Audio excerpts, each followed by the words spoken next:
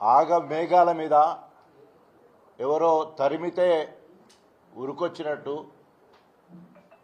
నిర్బంధాల మధ్యలో నిన్న స్టేషన్ గన్పుల్లో రేవంత్ రెడ్డి సభ కళా విహీనం లేకుండా ఎవరి ముఖంలో నవ్వు లేకుండా బలవంతంగా తీసుకొచ్చినట్టు బలవంతంగా కూసున్నట్టు ఒక లెక్చరర్గా పనిచేసిన కడియం శ్రీహరి సిగ్గు శరం లేకుండా చేతులు కట్టుకొని రేవంత్ రెడ్డి సమానంగా నిలబడు కాకుండా వెనుక నుండి ఇట్లా కట్టుకున్న పరిస్థితి వచ్చిందంటే నిజంగా ఆ సభను చూస్తే నిజంగా ఏ ఒక్కరు కూడా మెచ్చుకునే పరిస్థితి లేదు. కారణం ఏంటంటే 15 నెలల పాలనలో అట్టర్ ఫ్లాప్. భారతదేశంలో 28 రాష్ట్రాలు ఉంటే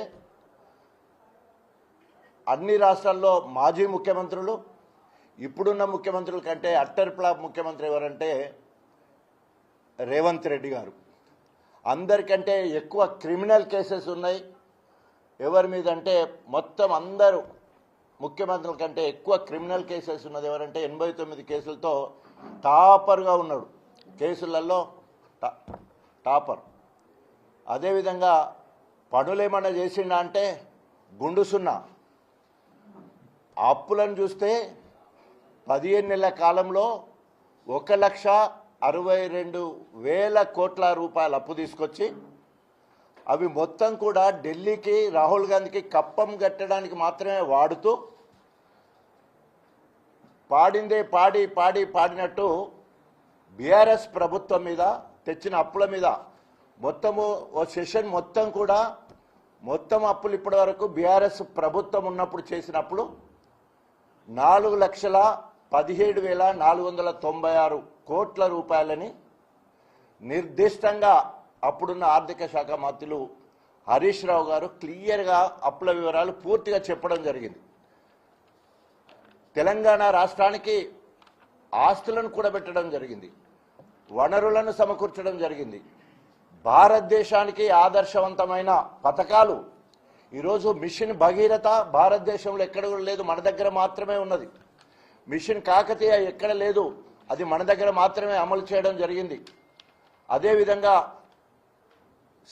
మనకు కాళేశ్వరం లాంటి ప్రాజెక్టు, పాలమూరు రంగారెడ్డి లాంటి ప్రాజెక్టు, అదేవిధంగా ఎస్ఆర్ఎస్పి పునర్జీవ పథకము, సీతారామ ప్రాజెక్టు, ఈ రకంగా ప్రాజెక్టులు మరి అనుదిన దేవాలయాలు అంటారు కదా, అట్లా ప్రతి రైతుకు ప్రతి ఎకరాకు నీళ్ళు ఇవ్వడానికి ప్రతి నియోజకవర్గానికి 1,00,000 ఎకరాల మాగానికి నీళ్ళు ఇవ్వాలనే ఆలోచనతో ఒక బృహత్తర పథకాన్ని ఏర్పాటు చేసుకుని కేసీఆర్ ముందుకు పోవడమే కాకుండా నాలాంటి నియోజకవర్గంలో ఈరోజు సిగ్గు శరం లేకుండా తిన్నింటి వాసాలు లెక్కబెట్టే కడియం శ్రీహరి 10 ఏళ్ళు సచ్చిన పాము లెక్కుండి తోకాడిస్తే క్రమంలో కేసీఆర్ గారి పుణ్యమా అని చెప్పేసి జీవి గంజి పోసి మళ్ళీ లేపితే ఎంపీ అయింది. ఇక్కడనే ఉప ముఖ్యమంత్రి అయ్యాడు, ఎడ్యుకేషన్ మినిస్టర్ అయ్యాడు, 2 సార్లు ఎమ్మెల్సీ అయ్యాడు, చివరికి ఎమ్మెల్యే మా పార్టీ నుండి గెలిచాడు. బిడ్డకు ఎంపీ ఇతనన్నా కూడా వీటన్నిటినీ పక్కకు పెట్టి పైసలకు ఆశపడి బిడ్డ భవిష్యత్తును దృష్టిలో పెట్టుకొని 100 కోట్లకు అమ్ముడు పోయి ఈరోజు కాంగ్రెస్ పార్టీ ఏమంటారు కామెర్లు కమ్మినట్టు, కాంగ్రెస్ పార్టీ కామెర్లు కమ్మినట్టు మాట్లాడుతూ ఉన్నాడు. కనీసం ఇంకిత జ్ఞానం ఉండాలి కదా. లెక్చరర్ అని మేధావని చెప్పుకునే దానికి సిగ్గుండాలి. 15 సంవత్సరాలల్లో గణపురంలో ఏమీ అభివృద్ధి జరగలేదని మాట్లాడతాడు. కేసీఆర్ గారు 2018లో సర్వేలో కేసీఆర్ 98 మార్కులతో అభివృద్ధి సంక్షేమంలో నెంబర్ 1.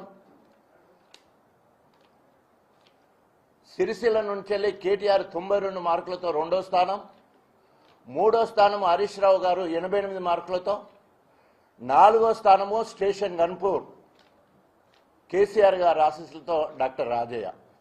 ఇది నేను రాసిన ఇంగ్లీష్ పేపర్లో వచ్చింది. పెద్దగా మాకు అక్కడ కేసీఆర్ కూడా స్వయంగా తెలంగాణ భవన్లో మా సర్వే రిపోర్ట్లన్నీ మాకు ఇచ్చినప్పుడు తెల్లారి పేపర్లో వచ్చింది.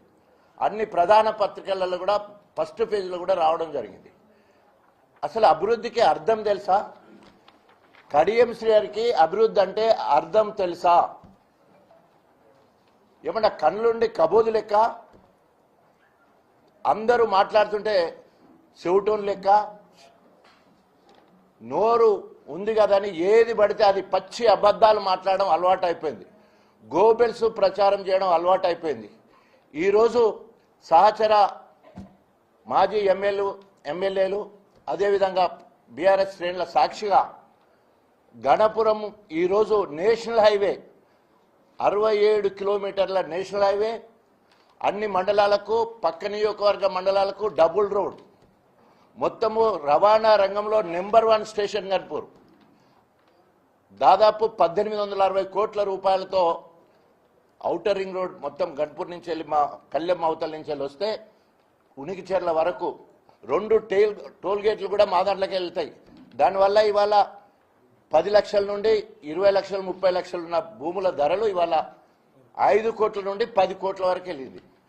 2-3 కిలోమీటర్ల దూరంలో ధర్మసాగర్ రిజర్వాయర్, 500 మీటర్ల దూరంలో స్టేషన్ గన్పూర్ రిజర్వాయర్, 3 కిలోమీటర్ల దూరంలో అశ్వరాపల్లి రిజర్వాయర్, తర్వాత మొత్తం రోడ్డు కానుకొనే నవోపేట రిజర్వాయర్.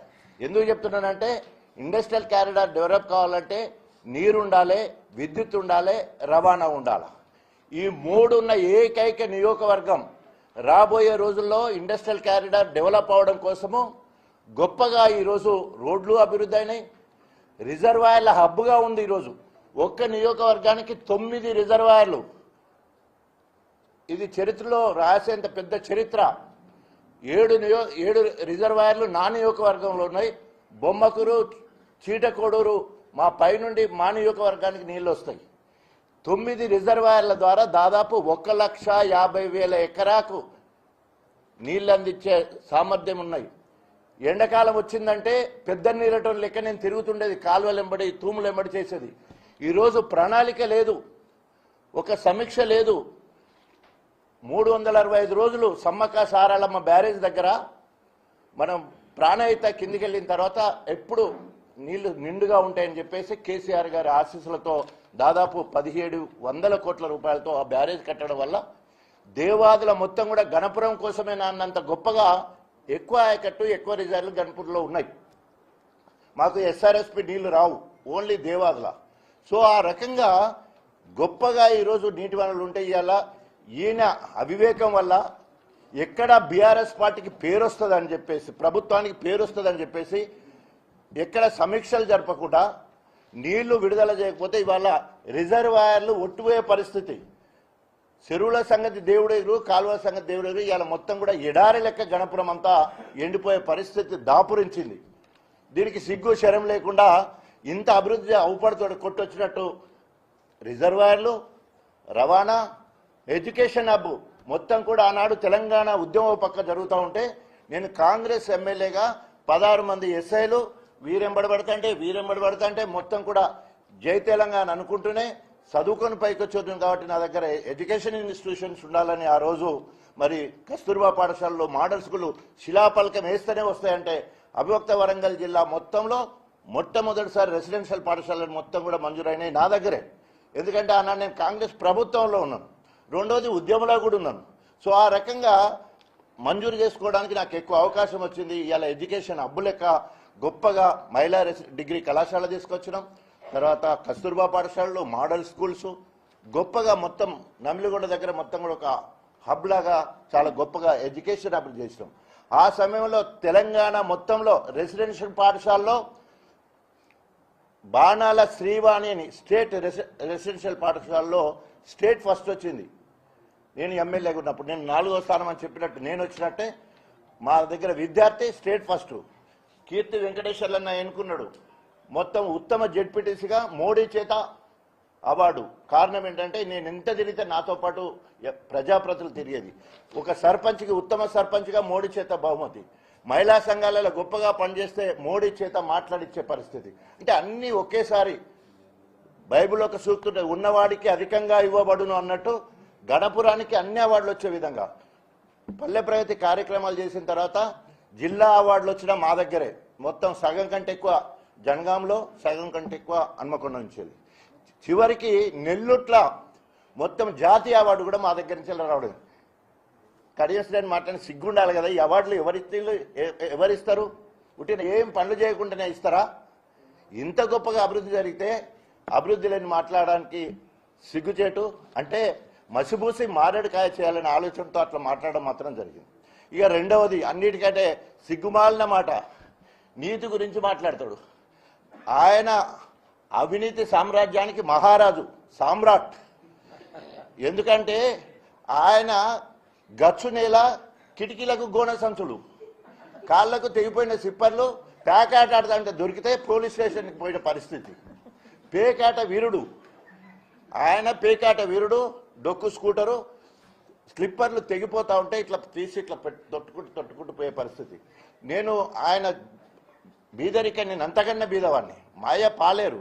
కానీ నేను వచ్చిన స్థాయి ఎన్నడూ కూడా మర్చిపోలే. ఇప్పటి వరకు నేను వచ్చిన స్థాయిని మర్చిపోలేదు. నా తర్వాత నా ఇద్దరు చెల్లెలు కూడా చదువుకోలేదు. It is true. బట్ నేను ఇలా దేవుని దయ వల్ల కేసీఆర్ ఆశీస్సులతో who is the first deputy CM Telangana అంటే డాక్టర్ రాజయ్య. బస్ that enough. It's the historical event in the Telangana. ఎందుకు ఈ మాట చెప్తున్నట్టే, వచ్చిన స్థాయి మర్చిపోకుండా గోనె సంచులు, గచ్చునేళ్ళున్న కాంచెల్లి ఇలా భవంతులన్నీ ఎట్లా నుంచి వచ్చినాయి, 100 ఎకరాల భూములు ఎట్లా వచ్చినాయి, పెట్రోల్ బంకులు ఎట్లా వచ్చింది, హార్ట్ పిక్చర్ ప్లాంట్ ఎట్లా వచ్చింది, ఎక్కడ పడితే అక్కడ ఇప్పుడు మొత్తం కొనుడే పెట్టేసి మొత్తం ఏమన్నంటే బిడ్డే అల్లుడు కొనుక్కుంటాను నాకేమెరకంటాడు, బిడ్డే అల్లుడు కొంటాడని చెప్పేసి ఇక్కడే కాదు విదేశాలలో కొనే పరిస్థితి. అంటే ఎందుకు ఇవన్నీ? ఇది ఆయన నీతి గురించి మాట్లాడతాడు, అవినీతి గురించి మాట్లాడతాడు. ఉచ్చల చేపలు పట్టే ప్రయత్నం చేస్తుంటాడు. ఇప్పటికీ ఉచ్చలో చేపలు పట్టే ప్రయత్నం చేస్తాడు. ఆయన మాత్రం తిమింగిలం. ఆయన తిమింగిలము బుడబరకల గురించి ఆలోచిస్తాడు. మాట్లాడటానికి ఒక అర్థం ఉండాలి కదా. Is an educated. ఎట్లా గొప్పగా మాట్లాడాలో మాట్లాడినప్పుడు, అవినీతి గురించి మాట్లాడినప్పుడు ఏదో గురుగుంజ కింద నల్లు దానికే కడబడదు అన్నట్టు మొత్తం నాది ముడ్డే వరకు అవపడతలే అనే కార్యక్రమం చేసే కార్యక్రమం ఇవాళ రేవంత్ రెడ్డి గారు మన కడియం శ్రీహరి గారి మాట్లాడే విధానం అంత ఉన్నది. తర్వాత మూడవది చాలా సిగ్గుచేటు.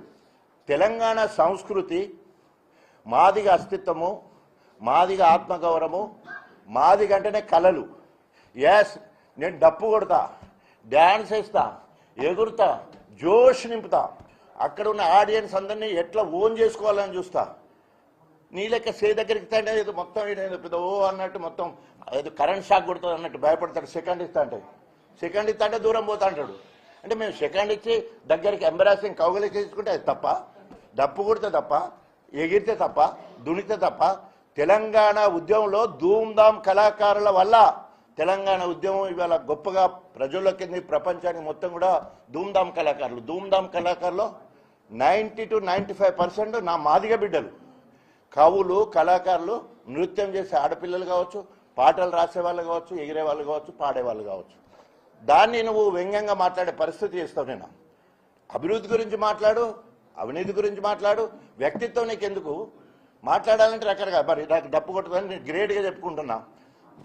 1000 గొంతులు 1,00,000 దప్పులల్లా నా దప్పులకు ఎన్ని షేర్లు ఏమంటారు అన్ని మొత్తం లైక్స్ వచ్చినా చెప్పలేము.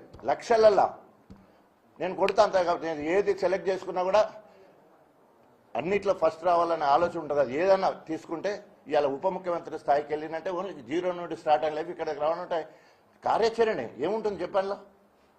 ఆ రకంగా పైకొస్తే నువ్వు డప్పు కొట్టవద్ది ఏదో జమిడికం అని ఉంటుంది వాళ్ళకు. బయన్లో అని చెప్పుకుంటాడు ఆయన. బయన్లో కాదో తెలియదు కానీ కొట్టుమన్న ఆయన జమిడికం కొట్టాలి, నేను డప్పు కొడతాను. అరే మరి పోటీ పడాలి కదా దానికి. నేను ఎగురుడు దునుకుడు కాడికి వచ్చినావు కదా నువ్వు నాన్నక్క ఎగరన్న ఎగురు, దునకనన్ను దురుకు, ఉరకనన్ను ఉరుకు. దేంట్లైనా పోటీ పడదాం. Given time, given place, given subject. నువ్వు వ్యక్తిగతంగా పోకుండా నువ్వు ఏదైనా ఇష్యూ మీద మాట్లాడినప్పుడు గొప్పగా మాట్లాడితే మేము గొప్పగా మాట్లాడతాం నీ గురించి. కానీ వ్యక్తిగత జీవితాలకు తొంగి చూస్తే తప్పకుండా అంతకంటే చరిత్ర తెలిస్తే చాలా ఘోరంగా ఉంటుంది. కాబట్టి ఇప్పటికైనా విత్తనం దేవని అంటుంది మోరల్ వాల్యూస్, నైతిక విలువలు అంటే ఆ మాట అంటే సిగ్గుపడే విధంగా ఇవాళ గూప్సకరమైన ప్రవర్తన కడియం శ్రేయర్ది. అక్కడ డయాస్ మీద చూస్తే ఎందుకంటే రేవంత్ రెడ్డి గారు ఏమన్నారంటే నువ్వు శీల పరీక్ష చేసుకోవాలి. కొందరు నిన్ను మాలోడు అంటాను, కొందరు మాలోళ్ళు అంటాను. నువ్వేందో నువ్వు శీల పరీక్ష చేసుకొని రేవంత్ రెడ్డి అన్నాడు. తర్వాత ఎవరైనా పార్టీ ఫిరాయిస్తే పిచ్చి కుక్కను కొట్టినట్టు కొట్టండి, నేనే ముందు రాయేస్తా, నా తర్వాత మీరు రాళ్ళేయండి. ఇది రేవంత్ రెడ్డి అంటాడు. ఈ ఈ మునగాడు కడియం శ్రీరామ్ ఏమంటాడు, 6 నెలల్లో రేవంత్ రెడ్డి ప్రభుత్వాన్ని కూలగొడతా అంటాడు. 40 ఏళ్ళ ఎప్పుడు నేను చేయి గుర్తుకు వేయలేదంటాడు. ఇవి విభిన్న ద్రోణాలు కదా, ఆయన కోణాలు కదా. ఇద్దరు ఒక్క డైస్ మీదకి ఎట్లయితే ఎంత అవకాశవాదం, పచ్చి అవకాశం కదా ఇది. ఇద్దరు ఒక్క వేదిక మీదకి రావడం అనేది ఎంత పచ్చి అపవిత్ర కలయిక. దీన్ని కరెక్ట్ చెప్పాలంటే అపవిత్ర కలయిక.